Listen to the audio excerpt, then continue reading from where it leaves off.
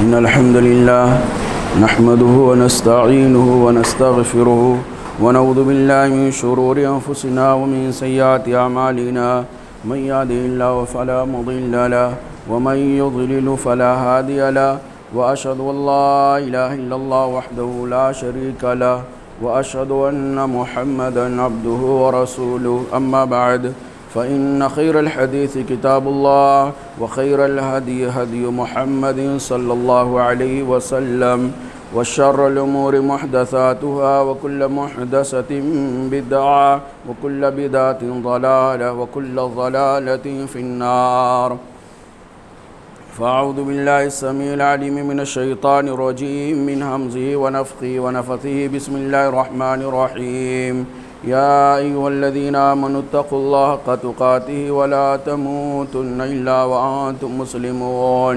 يا أيها الناس اتقوا ربكم الذي خلقكم من نفس واحدة وخلق منها زوجها وبث منهما رجالا كثيرا ونساء واتقوا الله الذي تساءلون به والأرحام إن الله كان عليكم رقيبا. يا أيها الذين آمنوا اتقوا الله وقولوا قولا سديدا يصلح لكم أعمالكم ويغفر لكم ذنوبكم ومن يطع الله ورسوله فقد فاز فوزا عظيما. اللهم صل على محمد وعلى آل محمد كما صليت على إبراهيم وعلى آل إبراهيم إنك حميد مجيد. اللهم بارك على محمد وعلى آل محمد كما باركت على إبراهيم وعلى آل إبراهيم إنك حميد مجيد. اللهم انفعني بما علمتني وعلمني ما ينفعني وزدنا علما. محترم حاضرین جمعہ، عزیز بھائیوں اور پیارے بچوں، آج کے خطبہ جمعہ کا عنوان اسلام اور طلاق. انشاءاللہ اس سے متعلق کچھ باتیں آپ تمام بھائیوں کے سامنے پیش کرنے کی کوشش کروں گا، چونکہ طلاق کا بھی مسئلہ ڈائریکٹ مسلم پرسنل لا سے جڑا ہوا ہے، اسلام کے آئلی قانون اور آئلی نظام فیملی سسٹم سے جڑا ہوا ہے، اور اس کو لے کر لوگ بہت بڑا ہوا کھڑا کر رہے ہیں. پیارے بھائیوں، اسلام نے نکاح کا مقصد یہ متعین کیا ہے کہ نکاح کے ٹائم پہ لڑکا اور لڑکی اور دونوں کے خاندان یہی مقصد، یہی نیت کر کے رشتے نکاح کو منعقد کرتے ہیں کہ یہ دونوں جوڑے ہمیشہ ساتھ میں رہیں گے، پوری زندگی یہ دونوں ایک دوسرے کے ساتھ پیار و محبت سے نبھائیں گے. موت کے علاوہ ان دونوں کے درمیان کوئی چیز جدائی نہیں کرتی ہے. یہ مقصد ہوتا ہے ہمیشہ کیا؟ ساتھ نبھانا. اور اسلام نے ہمیشہ ساتھ نبھائیں اور اچھے سے نبھائیں، پیار و محبت کے ساتھ نبھائیں.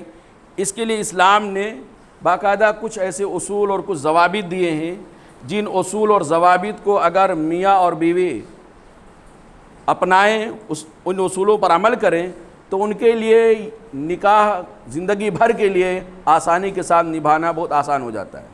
اسی کی خاطر اللہ تعالیٰ نے اور نبی کریم صلی اللہ علیہ وسلم نے دونوں کے ایک دوسرے کے اوپر کچھ حقوق متعین کیے ہیں، دوسروں کے ایک دوسرے کے اوپر ذمہ داریاں عائد کی ہیں.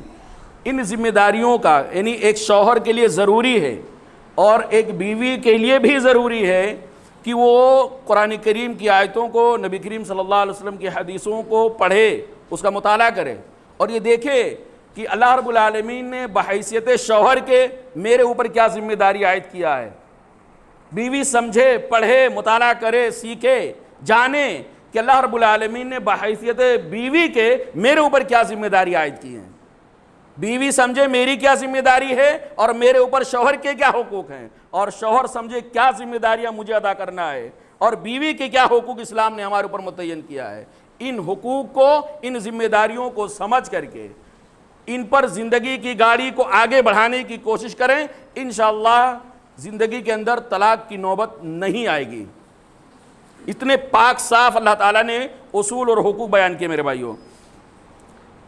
اسی طرح اللہ رب العالمین نے بہت ساری چیزیں ایسی بتائی ہیں کہ اللہ رب العالمین نے بلا شبہ میاں اور بیوی کے ساتھ پیار و محبت کے ساتھ نباہ ہو جائے، اس کے لیے اصول بتائے ہیں، حقوق بتائے ہیں، ذمہ داریاں بتائی ہیں. لیکن زندگی میں کبھی ایسی نوبت آ سکتی ہے، ہزاروں میں ایک کے ساتھ تو آ سکتا ہے، کتنا بھی اصولوں کی پابندی کی جائے، کتنے بھی قوانین برتے جائیں، پھر بھی انسان ہے، ہزاروں میں سے ایک کے یہاں یہ نوبت آ سکتی ہے کہ ساری کوششیں کرنے کے باوجود، سارے اصولوں پر عمل کرنے کے باوجود یا کچھ کوتاہی کی وجہ سے دونوں میاں بیوی کے آپس میں اتفاق نہیں ہو پا رہا ہے، جدائی کے علاوہ کوئی چارہ نظر نہیں آ رہا ہے. ایک ساتھ رہیں گے تو کفر کی نوبت آ سکتی ہے، ایک ساتھ رہیں گے شرک کی نوبت آ سکتی ہے، ایک ساتھ رہیں گے خودکشی کی نوبت آ سکتی ہے، یا ایک ساتھ رہیں گے تو دوسرے کی مرڈر کی بھی نوبت آ سکتی ہے. ایسے نازک ترین حالات میں ایک دم آخری سٹیج پہ اللہ رب العالمین نے شوہر کو حق طلاق دیا ہے کہ جب اس طرح مجبوری کی کیفیت آ جائے، صلح صفائی کا کوئی طریقہ نظر نہ آئے، سارے چیزیں فیل ہو جائیں، تو آخری آپشن تمہارے پاس یہ رہتا ہے کہ اپنی بیوی کو طلاق دے دو. اب یہ مردوں کو اللہ نے طلاق کا حق دیا ہے.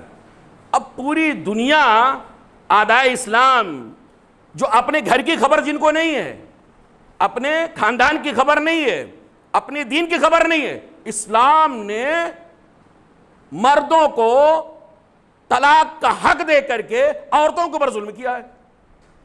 اور اس کو خوب شور مچایا جاتا ہے، خوب شور مچایا جاتا ہے کہ دیکھو اسلام نے ایک شوہر کو کیسے حق دے دیا ہے کہ اپنی بیوی کو جب چاہے طلاق دے دے، جب چاہے اس کو جدا کر دے، جیسا چاہے اس کو بھگا دے.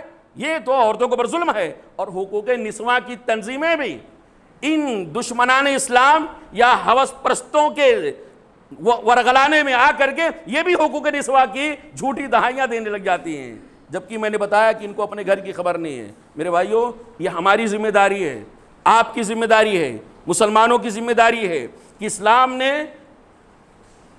کتنا پاکیزہ سسٹم طلاق کا رکھا ہے یہ غیروں کو بتایا جائے، غیروں کو سمجھانا، وہاں تک یہ یعنی صاف ستھری اور انصاف پر مبنی تعلیمات پہنچانا، یہ ہم مسلمانوں کی ذمہ داری ہے کہ اللہ رب العالمین نے، اس کے رسول جناب محمد رسول اللہ صلی اللہ علیہ وسلم نے شوہر کو آخری سٹیج میں حق کے طلاق دے کر کے عورتوں پہ ظلم نہیں کیا ہے، بلکہ اللہ رب العالمین نے عورتوں کے اوپر احسان کیا ہے. اللہ اکبر. کیا بول رہے استاد مولانا؟ یعنی اللہ تعالیٰ نے شوہر کو حق کے طلاق دے کر کے عورتوں کے اوپر احسان کیا ہے. کیسے احسان کیا میرے بھائیوں؟ آپ ذرا دوسرے ادیان کی تاریخ اٹھا کے دیکھ ڈالیے. اسلام کو چھوڑ کر کے دوسروں کی یہاں میاں بیوی میں نہیں جمتی ہے تو جدائی کا کیا راستہ ہے؟ ذرا آپ اٹھا کے دیکھ ڈالیے، پھر آپ کو سمجھ میں آئے گا. بعض ادیان ایسے میرے بھائیوں جن کے یہاں یعنی معمولی باتوں پہ اور مضحکہ خیز باتوں پر بھی طلاق دینے کی گنجائش موجود ہے. اسلام میں طلاق کا کیا رول ہے، کیا اصول ہے، کیا قاعدہ قانون ہے، وہ بعد میں. لیکن جو لوگ اسلام کے طلاق کے حق کو جو عورتوں اللہ تعالیٰ نے مردوں کو دیا ہے اس پر جو شور مچاتے ہیں ان کو معلوم ہونا چاہیے دنیا میں کیا کیا چل رہا ہے. دنیا کی نہ خبر لو، اپنے گھر کی خبر لو. میں نام نہیں لینا چاہتا، بعض ادیان ایسے ہیں جن کی یہاں معمولی باتوں پہ اور مضحکہ خیز اور یعنی ہنسی آنے والی چیزوں پہ بھی طلاق دینے کی گنجائش موجود ہے. کیا طلاق دینے کی؟ بیوی کھانے میں نمک ڈال دے زیادہ، بیوی کی دونوں آنکھیں برابر نہ ہو، شوہر کو کوئی اور عورت پسند آ جائے، یا اسی طرح سے یعنی ایسے مضحکہ خیز باتیں، اس پر بھی ان لوگوں نے کہا ہے کہ عورت کو طلاق دیا جا سکتا ہے. میرے بھائیوں، زمانے جاہلیت کی تاریخ اگر اٹھا کے دیکھ ڈالیں، زمانے جاہلیت جب اسلام نہیں آیا تھا، محمد رسول اللہ صلی اللہ علیہ وسلم نبی نہیں بنے تھے، تو اس طلاق کو لے کر کے عورتوں پر کتنی زیادتیاں ہوتی تھیں، کتنا ان عورتوں کو ستایا جاتا تھا. ذرا وہ لوگ جو اسلام کے طلاق کو لے کر کے ایک شور مچاتے ہیں اور عورتوں کی بیجا یعنی انصاف کی دہائی دیتے ہیں، ان کو سوچنا چاہیے کہ اسلام جب نہیں آیا تھا تو دنیا میں کیا سسٹم رائج تھا. ایک شوہر، ظالم شوہر اپنی بیوی کے اوپر کیسے ظلم کرتا؟ بیوی اور شوہر میں نہیں جم رہا ہے، دونوں میں اتفاق نہیں ہو رہا ہے، پیار و محبت نہیں باقی ہو پا رہی ہے، تو اب کیا کرتا شوہر؟ اپنی بیوی کو طلاق دے دیتا. طلاق دینے کے بعد جب عدت گزرنے کے قریب ہوتا تو پھر رجوع کر لیتا, اچھا ٹھیک ہے تو اب میری بیوی تو ہے. جیسے واپس کرتا کچھ دن کے بعد پھر طلاق دیتا, پھر وہ رجوع کرتا, پھر طلاق دیتا, پھر رجوع کرتا. یہ پوری زندگی کھیل چلتا رہتا, پوری زندگی یہ کھیل چلتا رہتا. وہ ظالم شوہر نہ اپنی بیوی کو اپنی بیوی بنا کر کے اس کے حقوق کو ادا کرتا اور نہ ہی اس کا راستہ خالی کر دیتا تاکہ وہ جا کے دوسری جگہ پہ نکاح کر سکے. بدی ہوئی تھی, نہ بیوی ہے اور نہ بیوی سے الگ ہے, ایک دم بیچ چکی میں, نہ موت ہے نہ زندگی ہے, نہ موت ہے نہ زندگی ہے. ولا یحییٰ ولا یموت, نہ وہاں مریں گے نہ جئیں گے. یہ کیفیت عورتوں کے بروا کرتی تھی. یہ سالوں سال تک, ایک نہیں پورا سماج یہی تھا میرے بھائیوں. عورتوں کو ستانے کا, عورتوں پہ ظلم و زیادتی کا ایک بہت نرالا طریقہ یہ تھا میرے بھائیوں. تو آپ یہ یاد رکھیں کہ غیروں کی یہاں کیا ہے, تاکہ آپ بوقت ضرورت منہ کھول کر کے بتا سکیں کہ اسلام بلا شبہ یہ احسان کیا طلاق دے کر کے. بے شمار طلاقیں, سینکڑوں طلاقیں لوگ دے رہے ہیں اور پھر رجوع کر لیں, پھر طلاق دے رہے ہیں, پھر رجوع کر رہے ہیں, پھر طلاق دے رہے ہیں, پھر رجوع کر رہے ہیں. اسلام نے کہا نہیں ایسا نہیں چلے گا. اسلام نے کہا بس زیادہ سے زیادہ 3 دے سکتے ہو, ختم. یہ احسان کیسے اسلام نے کیا؟ اسلام نے احسان ایسے کیا ہے کہ سینکڑوں طلاقوں کو 3 کے اندر بند کر دیا ہے. 3 سے آپ 1 دیجئے رجوع کر لیجئے, دوسرا دیجئے رجوع کر دیجئے, تیسرا دیے تو رجوع کا حق تمہارا ختم. یہ احسان ہوا کہ نہیں ہوا؟ یہ احسان ہوا کہ سینکڑوں طلاقوں کو 3 کے اندر بند کر دیا. اب کوئی آدمی کسی عورت کے اوپر ظلم و زیادتی نہیں کر سکتا ہے. کوئی آدمی کسی عورت کے اوپر, کوئی شوہر اپنی بیوی کے اوپر ظلم و زیادتی نہیں کر سکتا ہے, کیونکہ اسلام نے کہا ہے اب 4 نہیں چلے گا, 5 نے, سینکڑوں تو جانا دور کی بات ہے. 3 کی اللہ تعالیٰ نے قید لگا دیا. یہ عورتوں کے اوپر احسان ہوا, اور احسان کے ساتھ ساتھ اللہ تعالیٰ نے انصاف سے کام لیا ہے. یہ شور بہت مچایا جاتا ہے, یہ شور بہت مچایا جاتا ہے کہ اسلام نے مردوں کو حق طلاق دے دیا ہے, اور یہ نہیں کہا جاتا ہے کہ جدائی کرنے کے لیے اسلام نے عورتوں کو بھی خلا کا حق دیا ہے. کوئی دنیا کا بڑا سا بڑا حقوق نسواں کا علمبردار, بہت منصف بنتا ہے, بہت انصاف کا دعوے دار ہے, کوئی بتائے دنیا کے اندر کوئی سسٹم ایسا ہے کہ کسی عورت کو جدائی کا حق دیا گیا ہے؟ اگر یہ انصاف نہیں ہے میرے بھائیوں, اگر یہ انصاف ان کو نہیں دکھتا ہے کہ اسلام نے مردوں کو طلاق کا حق دیا ہے تو عورتوں کو خلا کا بھی حق دیا ہے, اگر انصاف نہیں دکھتا ہے تو ٹھیک ہے انصاف کر کے یہ بتاؤ کہ تم اپنے گھر کی خواتین کو بھی طلاق کی اجازت دے کر بتاؤ. اپنے گھر کی خواتین کو اجازت دے دو حق, یعنی طلاق کر دینے کی, اپنے سسٹم میں لاگو کر دو. پہلے اپنے سسٹم میں, اپنے اطراف میں, اپنے سماج میں یہ لاگو کر کے دیکھو کہ جیسے شوہر کو طلاق کا حق ہے ویسے بیوی کو بھی طلاق کا حق دے دو. پھر پتہ چلے گا. آپ ان کے یہاں تو ایسا ہے, نہ طلاق ہے, نہ نکاح ہے, نہ شادی ہے, نہ بیاہ ہے, بس انجوائے ہے, کبھی ان کے ساتھ کبھی ان کے ساتھ. کوئی ان کا خاندانی سسٹم نہیں ہے, کوئی ان کا خاندانی نظام نہیں ہے. آئینی سسٹم ان کا دھرم برہم ہے جو اسلام کی اس طرح کے چیزوں پر اعتراض کرتے ہیں. میرے بھائیوں یاد رکھیں, اسلام نے انصاف سے کام لیا ہے, احسان سے کام لیا ہے. اور یہی نہیں, اسلام نے ایسا نہیں کہا کہ نمک زیادہ ہو جائے تو بیوی کو طلاق.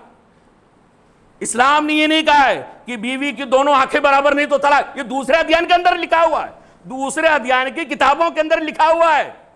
اور یہ نہیں, اسلام نے یہ نہیں کہا کہ راستہ چلتے ہوئے شوہر کو کوئی دوسری بیوی نظر آ جائے, کوئی دوسری عورت نظر آ جائے تو پہلی بیوی کو طلاق دے دے, اس کے بعد دوسری سے نکاح کر لے. ایسا اسلام نہیں کہتا ہے میرے بھائی. اسلام کا سسٹم یہ ہے کہ بلا شبہ ایک دم آخری سٹیج پہ, آخری چارے کار کے طور پہ اسلام نے شوہر کو طلاق کا حق دیا ہے. لیکن طلاق سے پہلے کیا, یہ طلاق سے پہلے کیا, ایسا نہیں کہ تھوڑی چھوٹی موٹی ہوئی یا کچھ بھی ہوئی تو فوراً طلاق طلاق طلاق. اسلام کا یہ طریقہ نہیں ہے.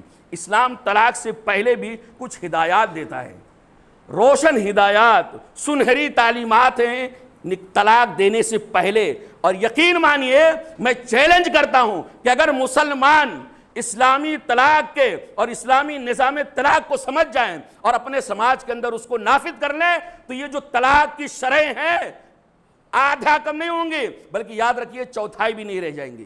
یعنی اگر سالانہ 100 طلاقیں مسلمان کی آبادیوں میں ہوتی ہیں, مسلمان گھرانوں میں سال میں 100 طلاقیں ہوتی ہیں, اسلامی ہدایات پر اگر عمل کرنے لگ جائیں, نظام طلاق جو اسلام کا ہے اس کو اگر سمجھ جائیں اور اس کے مطابق طلاق دینے لگیں تو سال کا جو 100 ہوتا ہے وہ 25 سے کم ہو جائے گا. یہ چیلنج ہے اسلام کا میرے بھائیوں. کیا ہدایات دیا ہیں وہ جاننا بہت ضروری ہے. اللہ تعالیٰ نے بیان فرمایا سب سے پہلی ہدایت, یعنی طلاق دینے سے پہلے کی ہدایت, وہ یہ ہے کہ طلاق کیوں ہوتی ہے. طلاق کی بنیادی وجہ کیا ہے؟ طلاق کی بنیادی وجہ یہ ہو سکتی ہے کہ بیوی کو کوئی چیز اچھی نہیں لگ رہی ہے، اس کا یعنی اس کی پیدائشی یا فطری چیز کوئی ہو، یا اس کا کریکٹر ہو، اس کا اخلاق ہو، اس کا معاملہ ہو، یا کوئی بھی چیز اس کی اچھی نہ لگتی ہو. یہی ہوتا ہے عام طور سے، کیونکہ جو چیز اچھی لگتی ہے، اگر بیوی اچھی ہے اور بیوی نظر میں بھی اچھی ہے، دل میں بھی اچھی ہے، تو کوئی آدمی طلاق نہیں دیتا. طلاق کی بنیادی وجہ یہ ہوتی ہے کہ عورت کے اندر کوئی کمی نظر آتی ہے. تو اسلام نے طلاق دینے سے پہلے کیا بتایا ہے؟ اللہ تعالیٰ نے بیان فرمایا وَعَاشِرُوهُنَّ بِالْمَعْرُوفِ، اور مردوں اور شوہروں وَعَاشِرُوهُنَّ بِالْمَعْرُوفِ، عورتوں کے ساتھ بھلائی کے ساتھ رہو، نباہ پیار و محبت کے ساتھ کرو. وَعَاشِرُوهُنَّ بِالْمَعْرُوفِ فَإِن كَرِهْتُمُوهُنَّ، اور اگر تمہیں وہ ناپسند لگیں، تمہاری عورتیں، تمہاری بیویاں تم کو ناپسند نظر آئیں، فَعَسَىٰ أَن تَكْرَهُوا شَيْئًا، تو بہت ممکن یہ بھی تو ہے کہ کوئی چیز تم کو ناپسند دکھے، کوئی چیز تمہیں پسند نہ آئے. وَيَجْعَلُ اللَّهُ فِيهِ خَيْرًا كَثِيرًا، اور اللہ تعالیٰ نے اسی ناپسندیدہ چیز میں تمہارے لیے بہت سارا خیر رکھا ہو. یعنی ایک پہلو سے اگر تمہیں کوئی کمی نظر آتی ہے تو دوسرے پہلو سے بھی سوچنا ہے، اپنے علم پر فیصلہ نہیں کر لینا چاہیے. اللہ تعالیٰ نے یہ تعلیم دیا ہے کہ تم کو پتہ نہیں ہے، ہو سکتا ہے تمہاری بیوی کی شکل و صورت اچھی نہ ہو، تمہاری بیوی کی شکل و صورت اچھی نہ ہو، اس کو لے کر تم طلاق دینے جا رہے ہو. حور تو ملنے والی نہیں ہے نا، جنت سے تو آنے والی نہیں ہے، یہ دنیا ہی کریں گے. اگر تم اپنی بیوی کی شکل و صورت کی بنیاد پہ اس کو طلاق دینے جا رہے ہو تو ذرا اس بیوی کے اندر ذرا جھانک کر دیکھو، کتنی محبت کرنے والی ہے، کتنی اخلاق کی پیکر ہے، کتنی فرمانبردار ہے، کتنی عزت دار ہے، ہمارے بچوں کی کیسے تربیت کرتی ہے، ہمارے گھر کی کیسے حفاظت کرتی ہے. یہ پہلو تو بھی دیکھو. اس کی شکل و صورت کو لے کر اس کو طلاق دے رہا، اور اللہ کہ اللہ تعالیٰ نے اس کے اندر تمہارے لیے بہت خیر رکھا ہو، خیر کثیر رکھا ہو. یہ پہلو بھی دیکھنا چاہیے. صرف برائیاں نہیں دیکھنی چاہیے، صرف کمیاں نہیں دیکھنی چاہیے، بلکہ اچھائیاں بھی دیکھنی چاہیے. اللہ کے نبی صلی اللہ علیہ وسلم نے اسی چیز کو اور وضاحت کے ساتھ بیان فرمایا ہے. کہا اللہ تعالیٰ نے لا یفرق مومن مؤمنۃ، ایک مومن کسی بھی مومنہ عورت کو جدا نہ کرے. کون مومن کسی مومنہ عورت کو جدا کرے گا؟ میاں بیوی ہی ہوں گے، میاں بیوی ہوں گے، شوہر اور بیوی ہوں گے. تو اللہ کے نبی صلی اللہ علیہ وسلم کہتے ہیں لا یفرق مومن مومنتن، کوئی بھی مسلمان، کوئی بھی مومن آدمی کسی بھی مومنہ عورت کو الگ نہ کرے. ان کریہا منہا خلقن، اگر اس کی کوئی چیز تم کو ناپسند دکھے، ان کریہا منہا خلقن، اگر اس کا کوئی معاملہ تم کو اچھا نہ لگے، رضیہ منہا آخر، تو اس کی ان خوبیوں پر بھی نظر ڈالو جو تم کو پسند ہے. یعنی 100 چیزوں میں سے آپ کو 2-4 پسند نہیں آتی ہیں. 2-4 ہو سکتا ہے آپ کی بیوی کے اندر آپ کو پسند نہ آتی ہو، لیکن بہت ساری چیزیں جو اس کی آپ کو پسند آنے والی ہیں. برائیوں پہ نظر ڈالنے کے بجائے برائیاں آئیں تو آپ اچھائیوں کو دیکھ کر صبر کر لے جائیں.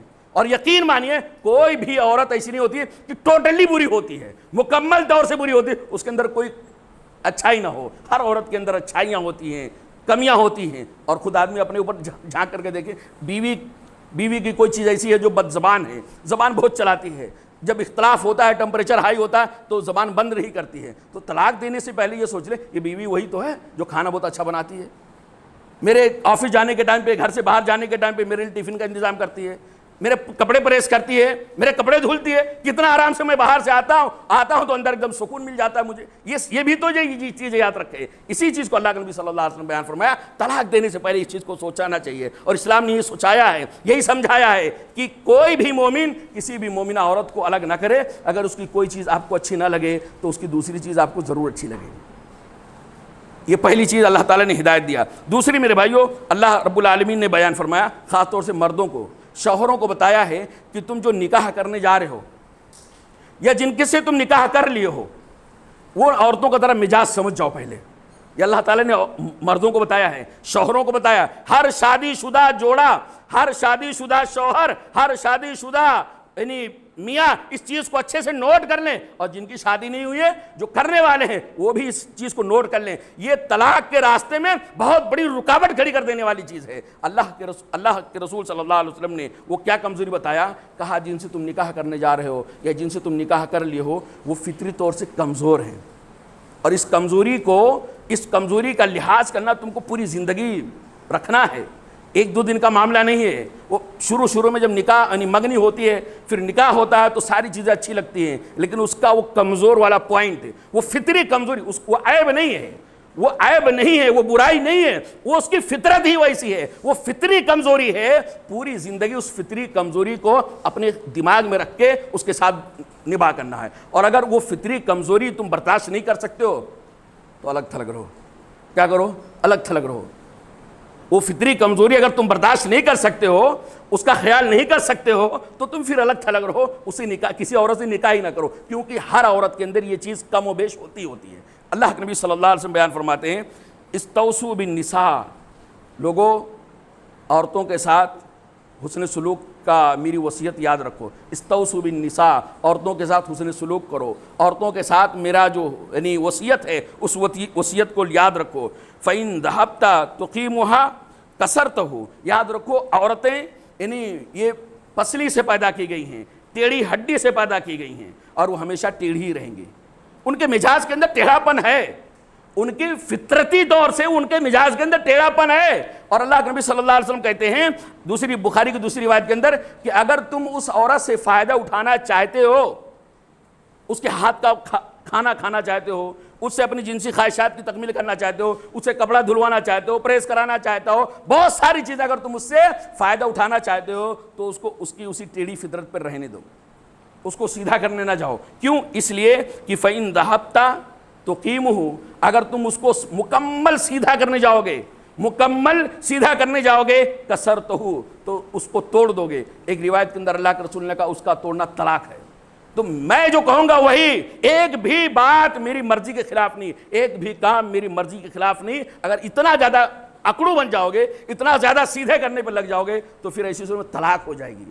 اور یہی طلاق دینا، اس کا ٹوٹ جانا ہے. وَإِن تَرَكْتَهُ لَمْ يَزَلْ عَوَجْ، اور اگر تم اس کو چھوڑ دو گے اس کی اپنی حالت پہ، تھوڑا سا ٹیڑھے اپن کا شکار رہے گی تو اس سے فائدہ اٹھاؤ، زندگی بھر فائدہ اٹھاتے رہو گے.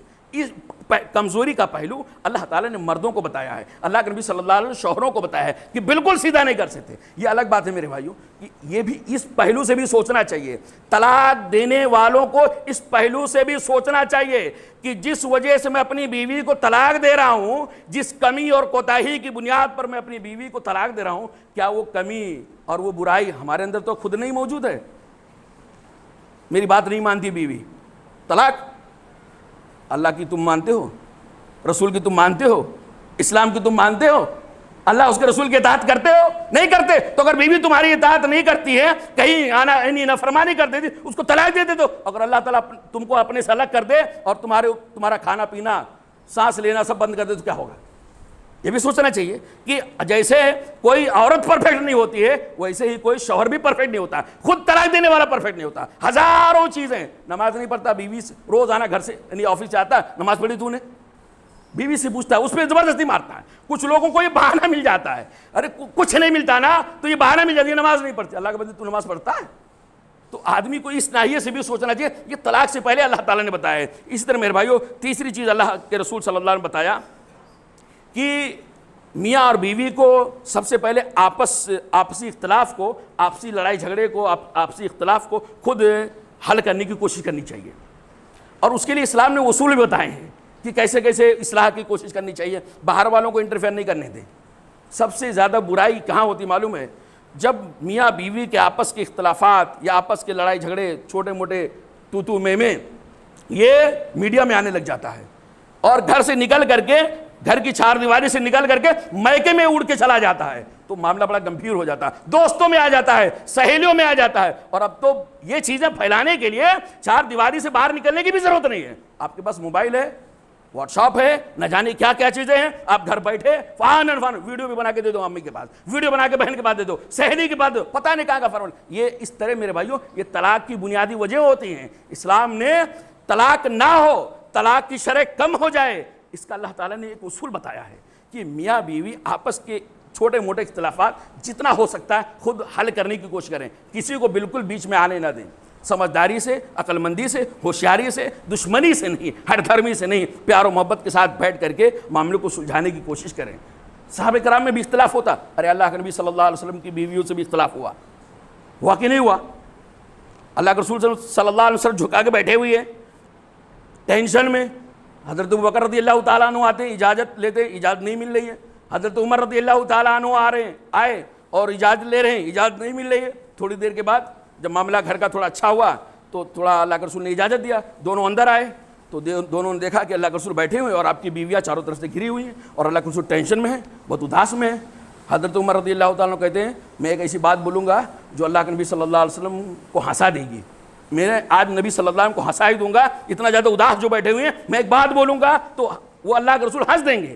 حضرت عمر رضی اللہ تعالیٰ نے کہا اللہ کے رسول صلی اللہ علیہ وسلم اگر زید کی بیوی یعنی زید کی بیٹی، حضرت عمر رضی اللہ تعالیٰ کی بیوی، زید کی بیٹی یعنی حضرت عمر رضی اللہ تعالیٰ کی بیوی کہتے ہیں اگر اللہ کے نبی صلی اللہ علیہ وسلم زید کی بیٹی مجھ سے زیادہ نان و نفقہ کی فرمائش کرنے لگ جائے، اپنا خرچہ پانی بڑھانے کا مطالبہ کرنے لگ جائے، اللہ کے رسول میں مار کے اس کا ہاتھ پیر توڑ دوں تو کیسا رہے گا؟ جائز رہے گا ناجائز رہے گا؟ یہ سن کر کے اللہ کے رسول صلی اللہ علیہ وسلم زور سے ہنسے کہ آپ صلی اللہ علیہ وسلم کے دندان دکھائی دینے لگے، دانت دکھائی دینے لگے۔ کہا عمر رضی اللہ تعالیٰ عنہ یہ لوگ بیٹھی یہی کر رہی ہیں، یہ لوگ یہی کر رہی ہیں، نان و نفقہ بڑھانے کی فرمائشیں کر رہی ہیں۔ یعنی آپ سورہ احزاب وغیرہ پڑھیں، میں تھوڑا سا اشارہ اس طرف کیا۔ میرے بھائیوں اللہ کے رسول صلی اللہ علیہ وسلم نے اور اللہ تعالیٰ نے ایسی تعلیمات دیا ہے کہ گھر کے معاملات کو میاں بیوی سلجھانے کی خود کوشش کریں۔ اللہ تعالیٰ نے اس کا ایک اصول بتایا، ایک جھلک اللہ تعالیٰ نے کیا بیان فرمایا، واللاتی تخافون نشوزہن فعظوہن واہجروہن فی المضاجع۔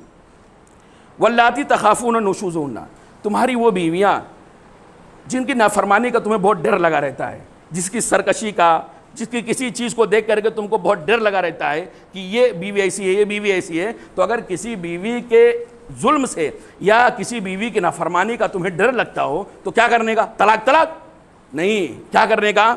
فعظوہن، اس کو بیٹھ کر کے سمجھاؤ، اس کو بیٹھ کر کے فعظوہن، اس کو واعظ کرو، واعظ سنے نا، فعظوہن، اس کو واعظ کرو، اس کو نصیحت کرو، بیٹھ کر کے اس کو سمجھاؤ۔ کیسے سمجھانے کا؟ کچھ تو آتا نہیں، سمجھائیں گے کیسے؟ ایسے سمجھانے کا، دیکھو اللہ تعالیٰ نے ہم کو تمہارا شوہر بنایا ہے اور تم کو ہماری بیوی بنایا ہے، ہم ایک دوسرے کے اوپر اللہ تعالیٰ نے حقوق رکھے ہیں، ان حقوق کو ادا نہیں کریں گے اللہ کے یہاں پکڑے جائیں گے، اپنی ذمہ داریوں کو ادا نہیں کریں پکڑے جائیں گے۔ اونچ نیچ ہو جاتا ہے، ہر گھر میں ہوتا تھا، اسلاف میں بھی ہوتا تھا، یہ ہمارے گھر میں بھی ہو گیا، تو اتنا بڑا میٹر نہیں بنانے کا۔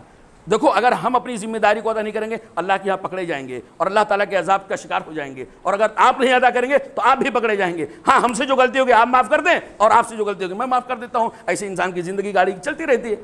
اور میں غلطی ہے میں معاف کروں، یہ کون؟ شوہر تھوڑی غلطی کرتا، شوہر کا مزاج تو یہ ہوتا ہے کہ مجھ سے کبھی غلطی ہو ہی نہیں سکتی، ساری غلطی کس سے ہوتی ہے؟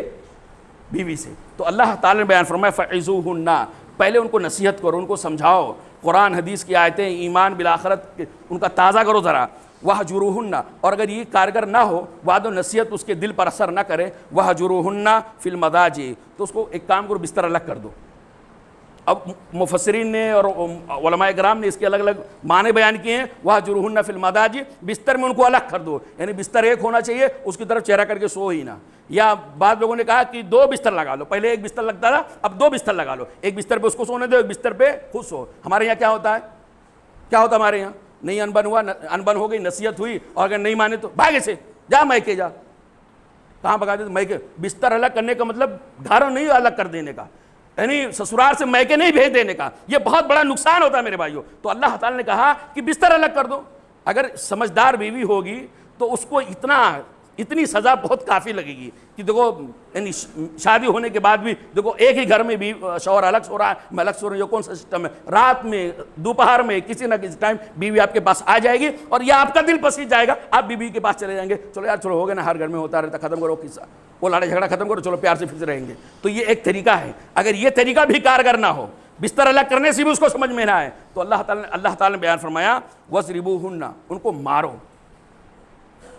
ہم پہلے بار پہ مارتے ہیں، پہلی غلطی پہ نصیحت نہیں کرتے ہیں، بستر الگ نہیں کرتے، پہلی بار میں آسان کیا ہوتا ہے؟ ہاتھ میں چمچ ہے، چاقو ہے، جو بھی ہے، اٹھا کے بیوی کو مار دیے، دانت ٹوٹ گیا، ہونٹ پھٹ گیا، ناک کٹ گئی، اس کے بعد پھر دوا بھی کراتے ہیں۔ اسلام نے کہا، اللہ تعالیٰ نے کہا تیسرا اسٹیپ ہے، یہ ترتیب ہے، پہلے نصیحت، پھر بستر بے الگ، اور اس کے بعد پھر تیسری بار ہے مارنا۔ یہ اللہ تعالیٰ نے شوہر کو حق دیا ہے۔ اچھا مارنا کیسا؟ اللہ کے نبی صلی اللہ علیہ وسلم دوسری حدیثوں کے اندر صراحت کیا ہے، غلاموں کی طرح نہیں مارنے کا، جانوروں کی طرح نہیں مارنے کا، ایسا مار نہیں مارنے کا جسے نشان پڑ جائے، ایسا مار نہیں مارنے کا کہ جسے نشان پڑ جائے۔ اس لیے کہ اگر آپ مار دیا ایسا مار جو نشان پڑ گیا، کل پرسوں آپ اور ان میں دونوں میں صلح ہو گئی تو آپ پچھتاؤ گے، ارے بیوی کو مار دو، بیوی دکھائے گی دیکھو یہ نشان کیسے پڑا ہوا ہے، تو آپ اگر واقعی آپ کے اندر غیرت ہے نا، اگر آپ کے اندر شرم ہے نا، تو آپ پچھتائیں گے، آپ شرمندہ ہوں گے، یار اپنے بیوی کو میں نے مار دیا، نشان پڑ گیا۔ تو اللہ کے نبی صلی اللہ علیہ وسلم کا ایسا مار نہیں مارنے کا جس سے نشان پڑ گیا۔ یہ 3 حق اللہ تعالیٰ نے کس کو دیا ہے؟ شوہر کو۔ یہ برابر لوگوں کو دکھتا ہے، اسلام نے شوہر کو حق دیا۔ آگے اللہ تعالیٰ نے ارشاد فرمایا فَإِنْ أَطَعْنَكُمْ، اور شوہروں سن لو، اگر تمہاری بیوی تمہاری بات ماننے لگ جائے، تمہاری نافرمانی چھوڑ دے، تمہاری بغاوت کرنا چھوڑ دے، فَلَا تَبْتَغُوا عَلَيْهِنَّ سَبِيلًا، تو اب اس سے جدائی کے لیے خامخواہ بہانے نہ تلاش کرو، اسے جدائی کا خامخواہ بہانے نہ تلاش کرو، اس کے اوپر الزامات نہ لگاؤ، اس کے اوپر جھوٹی تہمتیں نہ لگاؤ، یہ ایسی ہے ویسی ہے ایسی ہے، وہ ساری کی ساری چیزیں اب اللہ تعالیٰ نے حق آپ کو نہیں دیا ہے۔ اگر آپ کی بیوی آپ کی نافرمانی کر رہی ہے، آپ کی باتوں کو نہیں مان رہی ہے، جو چیزیں آپ ناپسند کرتے ہو اس سے اس کو لگاؤ ہے اور آپ کو چڑھا رہی ہے، تو ایسی صورت میں اسلام نے آپ کو 3 حق دیا ہے، بھی ترتیب آپ اس کو فالو کریں۔ اگر وہ عورت آپ کی بات ماننے لگ جاتی ہے تو اب آپ دل کی بھڑاس نکالنے کے لیے کوئی چوتھا پوائنٹ اس کے اندر نہ ڈال دیں، اچھے بیوی ایسی ہے بیوی ہے۔ اللہ نے کہا جب تمہاری بات ماننے لگ جائے تو اب تم کو حق نہیں پہنچتا ہے کہ تم اس کے اندر کوئی عیب ڈھونڈو طلاق کرنے کے لیے، جدائی پیدا کرنے کے لیے۔ آگے اللہ نے کہا ان اللہ، اس بات کو بھی یاد رکھو کہ بے شک اللہ تعالیٰ کان علی کبیرہ، بہت بڑا ہے، اللہ تعالیٰ بہت بلند ہے، بہت اونچا ہے، یعنی علیاً بہت اونچا اس معنی میں کہ وہ اللہ تعالیٰ اپنے نہ جانے کتنے بڑے بڑے گناہ گار بندوں کو معاف کر دیتا ہے۔ تم بھی معاف کر دو۔ کبیرہ، تم بڑے ہو اس لیے بیوی کے اوپر ظلم و زیادتی کر رہے ہو، جھوٹا موٹا اس کے اوپر الزام لگا رہے ہو، کبیرہ، اللہ بڑا ہے، تم سے بڑا ہے۔ اگر تم اپنی بیوی کے اوپر ظلم کرو گے، ناانصافی کرو گے، تو اللہ تعالیٰ کی پکڑ سے تم لوگ بچ نہیں سکتے ہو۔ تو یہ اللہ تعالیٰ نے ایک اصول بتایا میرے بھائیو۔ اسی طرح اللہ کے نبی صلی اللہ علیہ وسلم کی حدیثوں سے ایک اور چیز پتہ چل رہا ہے کہ جب بیوی دیکھے کہ اب میرا شوہر طلاق ہی دے دے گا، دیکھیں اسلام میں طلاق کتنا مجبوری والا معاملہ ہے، کتنا ناپسندیدہ آخری سٹیج والا معاملہ ہے۔ اسلام چاہتا ہے طلاق نہ ہو، طلاق نہ ہو، طلاق نہ ہو، پوری کوشش اسلام کرتا طلاق کی نوبت نہ آئے، لیکن جب نوبت آ گئی کوئی چارہ نہیں، پانی سر کے اوپر چلا گیا، تو اب آخری سٹیج پہ اسلام نے طلاق کی اجازت دیا۔ ورنہ دیکھیں اسلام کا ایک اصول یہ بھی ہے، میاں بیوی میں اگر انبن ہو جائے اور بیوی کو لگے کہ اب میرا شوہر مجھے طلاق دے دے گا، تو اسلام یہ کہتا ہے کہ بیوی اپنے شوہر کی زوجیت میں رہنے کے لیے اپنی کچھ چیزیں معاف کر دے، اپنی کچھ چیزیں معاف کر دے۔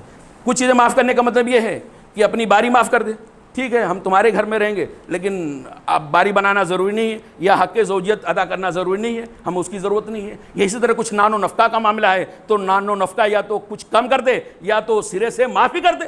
مہینے کا 3000 روپیہ ملتا تھا، اب وہ لگتا ہے کہ شاید شوہر اس کی وجہ سے پریشان ہے تو ٹھیک ہے بھائی 2000 روپیہ دو، اور لگتا ہے تو چھوڑ دو، وہ بھی نہیں چاہیے ہم کو۔ کھانا پینا تو دلانا ہے، یہ جو خرچے جو اخراجات ہیں مالی پوزیشن کے اعتبار سے یا حق زوجیت کے اعتبار سے، عورت اس کو بھی شوہر کے زوجیت میں رہنے کے لیے اور طلاق سے بچنے کے لیے اپنا حق بھی معاف کر سکتی ہے۔ کیسے معاف کر سکتی ہے؟ اللہ تعالیٰ نے قرآن کریم کے اندر ارشاد فرمایا وَإِنِ امْرَأَةٌ خَافَتْ مِنْ بَعْلِهَا نُشُوزًا أَوْ إِعْرَاضًا۔ اس سے پہلے تھا اگر شوہر اپنی بیوی کی نافرمانی سے ڈرتا ہو، شوہر اپنی بیوی کی نافرمانی سے ڈرتا ہو تو اس کو نصیحت کرے، بستر الگ کر دے اور اس کو ہلکی پھلکی مار مارے۔ اب یہاں اللہ تعالیٰ نے بیویوں سے خطاب کیا ہے وَإِنِ امْرَأَةٌ خَافَتْ، اور اگر کوئی عورت ڈرتی ہو من بعلها اپنے شوہر کی طرف سے نشوزاً، یعنی زیادتی کا، ظلم کرنے کا سے ڈرتی ہو، اور اعراضاً، یا یہ بیوی محسوس کرتی ہو کہ شوہر تو میری طرف دھیان ہی نہیں دے رہا، مجھے اس کی ضرورت ہی نہیں ہے، اب ضرورت نہیں ہے تو شاید وہ طلاق دے دے گا، تو اس طرح کی اگر نوبت آ جائے تو اللہ تعالیٰ نے بیان فرمایا فَلَا جُنَاحَ عَلَيْهِمَا أَن يُصْلِحَا بَيْنَهُمَا صُلْحًا، تو دونوں میاں بیوی آپس میں کسی بات پہ اتحاد کر لیں، صلح کر لیں، معاملہ سلٹا لیں تو اس پر کوئی گناہ نہیں ہے۔ یعنی بیوی کچھ اپنے حق معاف کر دے یا شوہر اپنا کچھ حق معاف کر دے، اس طرح کے اگر میاں بیوی آپس میں سمجھوتا کر لیتے تو ایسی صورت میں کوئی حرج کی بات نہیں ہے۔ مثال کے طور پر کسی بات 2-3 بیویاں ہیں تو باری بنا کے رکھا ہے، تو کوئی بیوی اگر کہتی ہے اس کو لگتا ہے کہ میرا شوہر مجھے طلاق دے دے گا، تو اس بیوی کی عقل مندی یہ ہے کہ شوہر سے الگ ہونے کے بجائے کیا کرے، شوہر سے کہتے بھائی ٹھیک ہے ہماری باری ختم کر دو، ہماری باری فلاں کو دے دو، لیکن اس میں دونوں کا اتحاد ہونا چاہیے، دونوں کا اتفاق ہونا چاہیے، دونوں اس معاملے پہ جمنا چاہیے۔ اسی چیز کو اللہ نے بیان فرمایا فَلَا جُنَاحَ عَلَيْهِمَا أَن يُصْلِحَ بَيْنَهُمَا صُلْحًا، کہ وہ دونوں میاں بیوی آپس میں کسی بھی معاملے میں صلح کر لے تو ان میں کوئی گناہ نہیں ہے۔ وَصُلْحُ خیر، صلح کر لینا، سمجھوتا کر لینا طلاق سے تو بہتر ہے۔ سمجھوتا کر لینا طلاق سے تو بہت زیادہ بہتر ہے۔ حضرت عائشہ رضی اللہ تعالیٰ عنہ کہتی ہیں کہ یقیناً اللہ کے نبی صلی اللہ علیہ وسلم کی بیوی حضرت سودا بنت زمعہ رضی اللہ تعالیٰ عنہ، ہم جانتے ہیں کہ حضرت خدیجہ رضی اللہ تعالیٰ عنہ کے بعد سب سے پہلی بیوی ہیں سودا بنت زمعہ رضی اللہ تعالیٰ عنہ۔ حضرت خدیجہ رضی اللہ تعالیٰ عنہ جب وفات ہو گئی تو اللہ کے نبی صلی اللہ علیہ وسلم نے ان سے نکاح کیا تھا۔ حضرت عائشہ رضی اللہ تعالیٰ عنہ کہتی ہیں کہ سودا بنت زمعہ رضی اللہ تعالیٰ عنہ نے وہبت یومہا لعائشہ، حضرت سودا بنت زمعہ نے اپنے باری کا دن مجھے ہبہ کر دیا۔ حضرت عائشہ کہتی ہیں کہ مجھے ہبہ کر دیا تھا حضرت سودا رضی اللہ تعالیٰ عنہ۔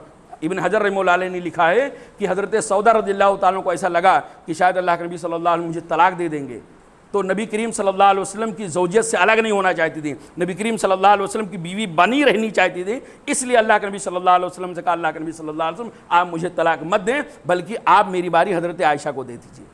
تو عائشہ رضی اللہ تعالیٰ کہتی ہیں کہ اللہ کے نبی صلی اللہ علیہ وسلم میرے دن میری باری متعین کرتے تھے اور سودا رضی اللہ تعالیٰ عنہ کے دن بھی میری باری متعین کرتے تھے، تو اس طرح مجھے 2 دن مل جایا کرتا تھا، ایک سودا رضی اللہ تعالیٰ عنہ کی جگہ پہ اور ایک اپنی میری باری کا۔ تو یہ اس روایت سے بھی پتہ چلتا ہے کہ ایک ساتھ رہنے کے لیے، میاں بیوی کا رشتہ باقی رکھنے کے لیے اگر شوہر اور بیوی کو کچھ سمجھوتا کرنا پڑے، کچھ حقوق معاف کرنے پڑے یا کچھ کمپرومائز کرنا پڑے تو حلال طریقے سے، تو ایسی صورت میں یہ بھی اسلام نے گنجائش رکھا ہے میرے بھائیوں۔ اور اگر ان تمام چیزوں کو برتا جائے تو یقین مانیے اسلام نے جو طلاق کا نظام رکھا ہے وہ برائے نام کہیں رہ جائے گا، کسی کو شور شرابہ کرنے کی ضرورت نہیں پڑے گی۔ شرط یہ ہے کہ لوگ اسلامی طلاق دیں۔ اسلامی طلاق کیسے دیا جاتا ہے، اس کا طریقہ کیا ہے، انشاءاللہ آئندہ خطبہ جمعہ کے اندر رکھنے کی کوشش کریں گے کہ اسلام نے کتنے آسان طریقے سے اسلامی طلاق کا سسٹم سماج کے اندر لاگو کیا ہے کہ وہ سسٹم بھی اس بات کا متقاضی ہے کہ اگر اس سسٹم سے اگر کوئی طلاق دے تو طلاق کی شرحیں کم ہو جاتی ہیں۔ ایک تو یہ کہ طلاق سے پہلے یہ چیزیں فالو کرے تو طلاق کی شرح کم ہو جاتی ہے، پھر اگر طلاق دینا ہی ہے اس کے علاوہ کوئی راستہ نہیں، سب ناکام ہو گیا، سب فیل ہو گیا۔ اب اگر طلاق دینا ہے تو اگر اسلامی طریقے کے مطابق طلاق دیا جائے تو اس سے بھی طلاق کی شرحیں آٹومیٹک کم ہو جائیں گی۔ اللہ تعالیٰ سے دعا ہے کہ اللہ تعالیٰ ہم تمام بھائیوں کو اسلام کے جو آئلی نظام ہے، آئلی سسٹم ہے، فیملی اور خاندان کے جو نظام ہے، اللہ تعالیٰ اس نظام کو سمجھنے کی توفیق عطا فرمائے اور اسی نظام اور اسی سسٹم اور انہی تعلیمات کی روشنی میں اپنے گھروں کو، اپنے سماج کو، اپنی سوسائٹی کو آباد اور شاد کرنے کی توفیق عطا فرمائے۔ آمین۔ اقول قولی ھذا استغفر اللہ لی ولکم ولسائر المسلمین فاستغفروہ انہ هو الغفور الرحیم۔